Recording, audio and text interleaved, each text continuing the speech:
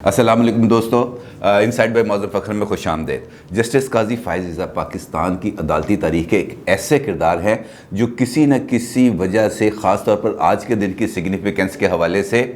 متنازع بھی رہے ہیں اور خود اپنے لیے انصاف کے متلاشی بھی رہے، اور آج سپریم کورٹ کے اندر وہ خود اپنے کیس کے اندر دلائل دیتے رہے، اور کیس تھا اور دلائل تھے تحریک لبیک پاکستان کے اس دھرنے پر جو فیض آباد کے مقام پر دیا گیا تھا 2018 میں، جب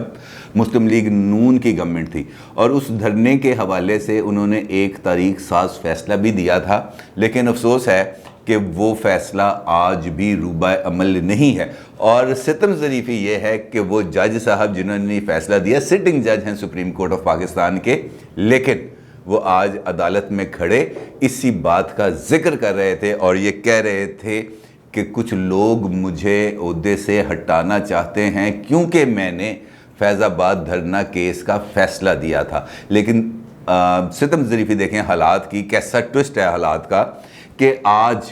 آج کی حکومت وقت کو پھر اسی درد سر کا سامنا ہے جو آج 2018 کے اندر مسلم لیگ نون کو جس کا سامنا تھا، اور آج حکومت اس جماعت پر پابندیاں لگوانے کے لیے تگ و دو کر رہی ہے۔ لیکن میں یہ سوچ رہا تھا کہ اگر 2018 کے فیصلے پر عمل درآمد کر دیا جاتا تو شاید آج وہ حالات نہ ہوتے، آج حکومت اس مخمصے میں نہ ہوتی۔ ہو سکتا ہے کہ جسٹس قاضی فائز عیسیٰ کے اس فیصلے سے کچھ شخصیات یا اداروں کو کچھ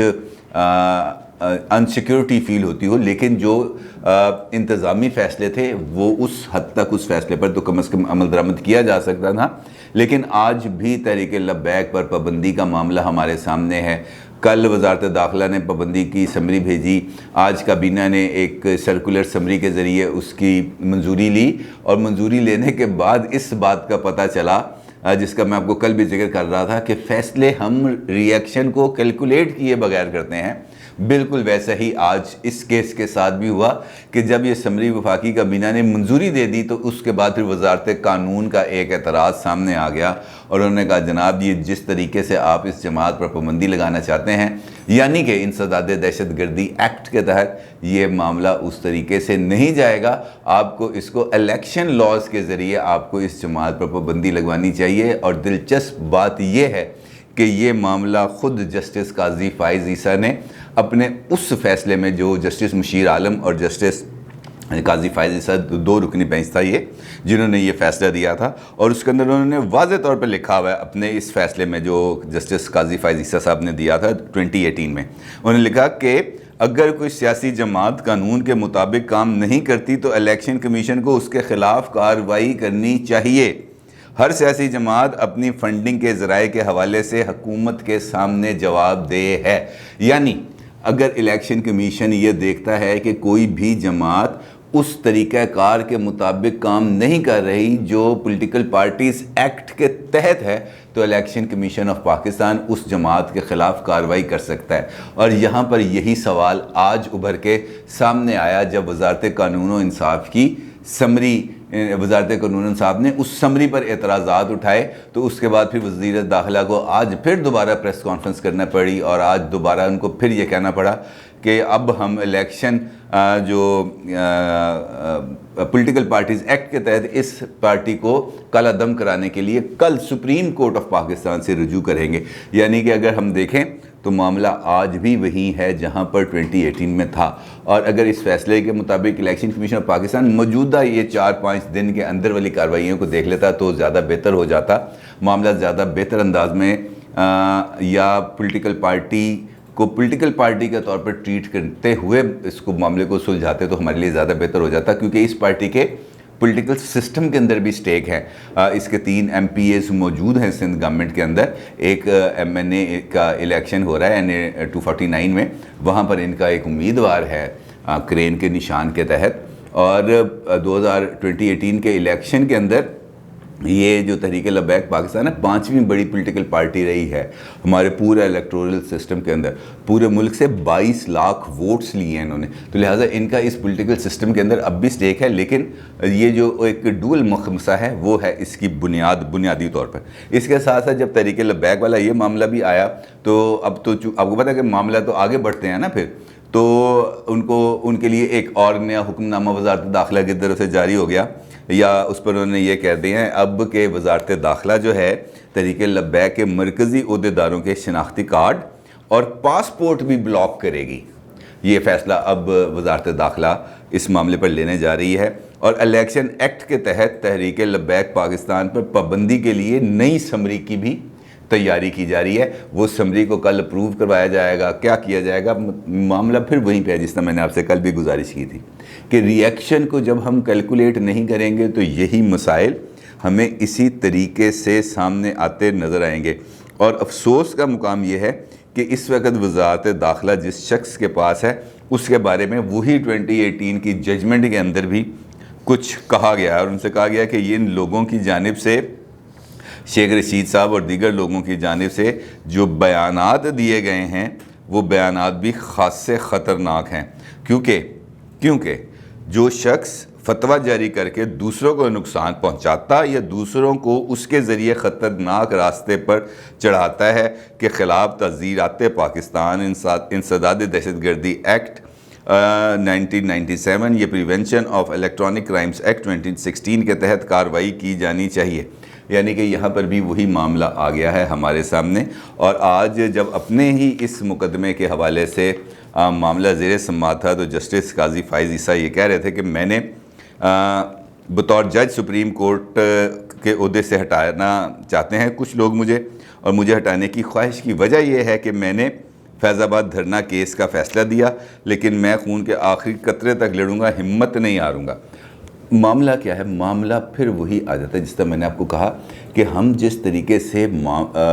ملکی معاملات کو اپنی خواہش کے تابع رکھ کر چلانے کی کوشش کرتے ہیں تو پرابلمز کریٹ ہوتی ہیں، اور اس کے بعد جب ہم اپنے کیے کے اوپر مٹی ڈالنے کی کوشش کرتے ہیں تب بھی پرابلم کریٹ ہوتی ہے، کیونکہ نہ ہم وہ والا کام سلیقے سے کرتے ہیں نہ یہ والا کام سلیقے سے کرتے ہیں، اور ابہام کریٹ ہوتے ہیں۔ ہم ڈنگ ٹپاؤ پالیسی پر عمل کرتے ہیں، ہم کوئی پازیٹیو سمت کی طرف اور پازیٹیو مائنڈ اور پازیٹیو مائنڈ سیٹ کے ساتھ چلنے پر آمادہ نہیں ہوتے، کیونکہ جس طریقے سے اس وقت نظام حکومت کو چلایا جا رہا ہے، جس طرح میں نے بھی آپ کو بتایا کہ اس قدر جب آپ ہڑبونگ کے اندر فیصلے کریں گے کہ پہلے پابندی لگا دو، پھر پابندی کی سمری کو منظور کراؤ، پھر جب وزارت قانون کے پاس جائے معاملہ تو وہ کہہ کہ جناب آپ نے جو طریقہ کار اختیار کیا ہے وہ بالکل غلط ہے، اور اس کے بعد پھر کیا ری ایکشن آئے گا؟ پھر انٹرنیشنل لیول پر مذاق اڑے گا، اور پھر فرانسیسی جو حکومت ہے ان کی طرف سے بھی ری ایکشن آ گیا۔ انہوں نے بھی اپنے شہریوں سے کہا کہ فٹافٹ پاکستان سے نکلیں، کوئی ضرورت نہیں ہے پاکستان میں رہنے کی، پاکستان سے نکلیں، اور جو شہری پاکستان کا وزٹ پلان کر رہے ہیں انہوں نے کہا جی آپ پاکستان نہ جائیں، آپ یہاں پہ رہیں کیونکہ یہاں پر حالات ابھی خراب ہوتے چلے جا رہے ہیں۔ تو معاملات کو ہم نے ہی بگاڑنا ہے اور ہم نے ہی سلجھانا ہے۔ جسٹس فائز عیسیٰ نے بار بار جسٹس فائز عیسیٰ کا ذکر اس وجہ سے کر رہا ہوں کہ ان کا کردار اس وقت ان دونوں معاملات سے بیک وقت جڑا ہوا ہے، کیونکہ اس کی وجہ سے وہ بقول ان کے کہ وہ ٹارگٹ کیے جا رہے ہیں آج تک۔ ایف بی آر ان کے پیچھے لگی، ان کے خلاف سپریم جوڈیشل کونسل میں ریفرنس دیا گیا، ان کے جو اہلیاں ہیں اور بچے ہیں ان کو ٹارگٹ کیا گیا، میڈیا ٹرائل کیا گیا، یہ ان کا کہنا ہے، اور یہ کیس وہ چلوا رہے ہیں سپریم کورٹ میں، اور بطور وکیل خود اپنے مقدمے کے اندر وہ دلائل بھی دے رہے ہیں۔ اور یہاں پر انہوں نے کچھ باتیں کی ہیں بڑی، وہ بھی سخت باتیں ہیں۔ انہوں نے آج خاص طور پر اور دو تین مختصر سے پوائنٹس ہیں جو میں آپ کی خدمت میں پیش کرتا ہوں جسٹس قاضی فائز عیسیٰ صاحب کے آج جو باتیں کی ہیں، اور پھر ہم یہ دیکھیں گے کہ وہ اس معاملے کے ساتھ کتنی ریلیونس رکھتی ہیں۔ انہوں نے یہ کہا کہ پہلی بار کوئی وزیر قانون ہے، مثلا یہ انہوں نے جب آپ بات کر رہے ہیں وہ جو ہے معاملہ ان کے خلاف ریفرنس والا، انہوں نے کہا کہ فروغ نسیم کے لیے عدالت کا احترام نہیں، وزارت ضروری ہے۔ یعنی کہ وہ جب آ جاتے ہیں تو جس وقت وزارت کا کوٹ پہننا تھا وزارت کا کوٹ پہن لیتے ہیں، جب ان کا دل کرتا ہے وہ وزارت کا کوٹ اتارتے ہیں، وکالت کا کوٹ پہنتے ہیں اور عدالت میں آ جاتے ہیں۔ انہوں نے کہا کہ فروغ نسیم واحد جو ہے وزیر قانون ہے جس نے آئین پاکستان کو بنیادی حقوق سے متصادم قرار دے دیا، یعنی کہ انہوں نے آئین کو ہی متصادم قرار دے دیا۔ اور پھر انہوں نے کہا کہ میرے معاملے میں انصاف کا قتل عام کیا گیا، صدر نے میرے 3 خطوط کا جواب تک دینا گوارا نہیں کیا. مجھے ریفرنس کی کاپی نہیں ملی, لیکن میڈیا پر بینڈ باجا بجنا شروع ہو گیا. میرے اور میرے اہل خانہ کے خلاف 5th جنریشن وار شروع کی گئی. اور پھر آگے بات انہوں نے کیا, وہ بھی بڑی ذرا سخت بات کیا انہوں نے کہا کہ آصف سعید کھوسہ نے میرا موقف سنے بغیر میری پیٹھ پہ چھرا گھونپا. میرے ساتھی ججز نے جوڈیشل کونسل میں مجھے پاگل شخص قرار دیا. کہا گیا کہ عمران خان کی فیملی کے بارے میں بات نہیں ہو سکتی. اور عظمت سعید میرے دوست تھے, لیکن ان کے فیصلے پر دکھ ہوا. عظمت سعید آج موجودہ حکومت کی پسندیدہ شخصیت ہیں. ان کا اور بھی فیض آباد دھرنے کے حوالے سے بھی آج انہوں نے بات کی. انہوں نے کہا کہ میں خون کے آخری قطرے تک لڑوں گا, ہمت نہیں ہاروں گا. مجھے بطور جج سپریم کورٹ عہدے سے ہٹانا چاہتے ہیں. مجھے ہٹانے کی خواہش کی وجہ یہ ہے کہ میں نے فیض آباد دھرنا کیس کا فیصلہ دیا. مرحوم خادم رضوی نے بھی فیض آباد دھرنا کیس کے خلاف نظر ثانی اپیل دائر نہیں کی, جبکہ خادم رضوی کے علاوہ باقی سب نے فیض آباد دھرنا فیصلہ کو چیلنج کیا. تحریک انصاف اور MQM نے بھی فیض آباد دھرنا فیصلے پر نظر ثانی کی اپیل دائر کی.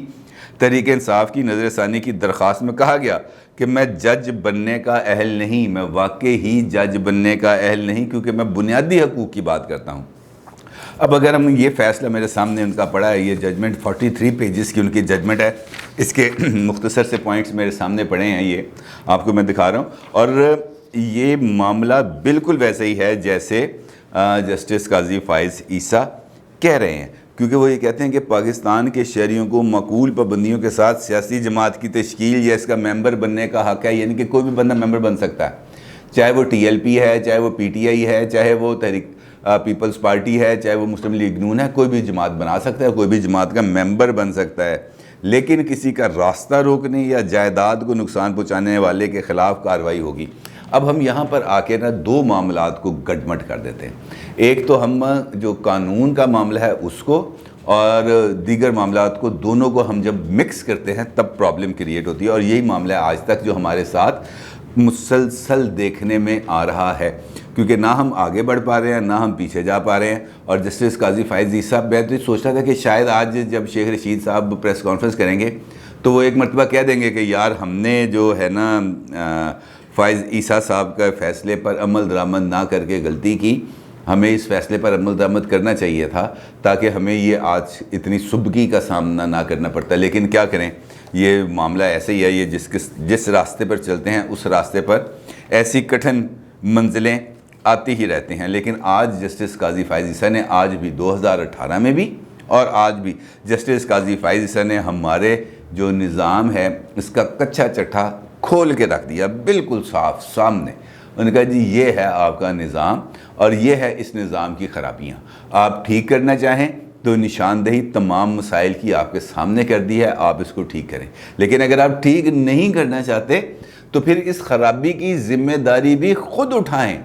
ادھر ادھر نہ ڈالیں. پھر پراکسیز کا معاملہ آ جاتا ہے, پھر یہ پراکسیز کندھے استعمال کرنے, شولڈرز کو یوز کرنا,